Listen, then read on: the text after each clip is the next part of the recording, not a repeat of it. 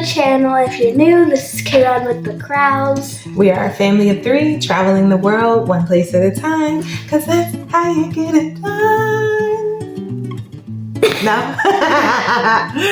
And we, in this video, or this chapter, are in Guatemala.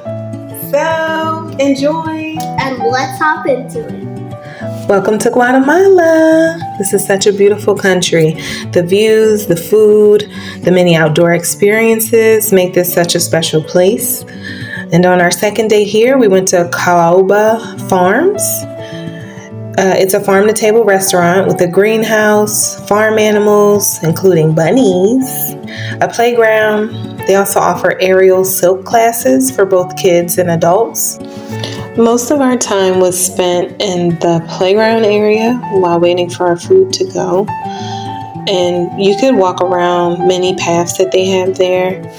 You could visit the animals. You could go see the greenhouse. You could also sign up for classes. They had a store that was next to a garage where they worked on cars. So it's a little bit of everything. But point being, it's a very expansive place. The prices were reasonable and the scenery was just gorgeous. Look at all that lush greenery. And then you could just walk around and spend your time in peace while you're waiting for your food to come. Next time I'm there, I plan on taking some of the aerial silk classes. I think it'll be a ton of fun. And maybe while I'm taking the classes, she could be here playing on the playground. And actually, if you look past that white tarp, you can see the mountains and a volcano as well. There was actually many dining options in Antigua that were in the city, but there were also some that were close to us. And the one that I recommend is La Joya Cafe. They offered not only drinks, but when we were leaving Antigua, they added a menu for breakfast with a rooftop terrace view of the surrounding volcanoes. So I highly recommend them. And we happened to be there over Halloween, so we also did a chocolate making workshop where we touched and tasted cacao beans, learned about the process of how the Mayan people would dry them, peel them, grind them up, and then make them into chocolate. It was a great learning experience for both of us. And it happened to be right before All Saints Day. So we made our chocolate. It took maybe about an hour and a half. Took it home, enjoyed a bit of that. And then the next day was November 1st. And since this was a day that we knew would be full of excitement and a lot of things going on, we went to the excitement in the town of Sumpango, where they fly elaborate kites for one day only.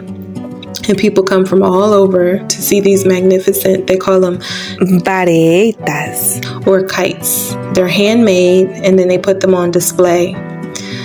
We actually bought our own kite at one of the tiendas close to our Airbnb. We had a great time trying to catch the wind and fly it, but then also dodged all of the people that were around. And I think what amazed me most was that people were so polite and so kind about getting hit by a kite.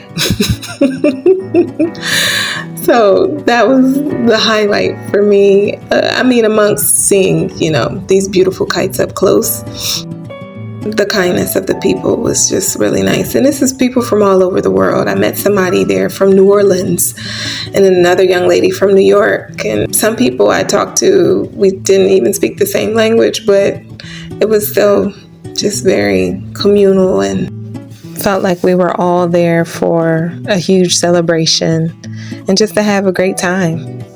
I mean, look at all these people. And then when you get really close to the big kites, it got really tight. But it was totally worth it, so that way you could see this beautiful artwork up close. Look at the intricacy and how detailed all of these kites are. I mean, it looks like somebody took a photo and just copied it onto tissue paper. It's just beautiful. Now on to Pattaya. They had great food. And this was my little one's favorite place to get a smoothie. And my favorite place to get a typical Guatemalan breakfast, which consisted of frijoles, plátanos, queso, huevos con cebolla y tomates, y pan o tortillas. So that was black beans, plantains, cheese, eggs with tomatoes and onions, and bread or tortillas. And so all of the components, that you would need for a good start to the day. Oh, and plus jugo verde or green juice. They also offered mini golf, bowling. They had books for kids. They had a trampoline. It was fantastic. And Wi-Fi, of course. I kept hearing about roasting marshmallows over the steam from lava rocks after hiking up a volcano. And this was intriguing for me. It sounded like a great time. So for me, I was, ecstatic about it. But my mini-me, the appeal was more so riding on horseback up the side of a mountain. So it was a win-win, right?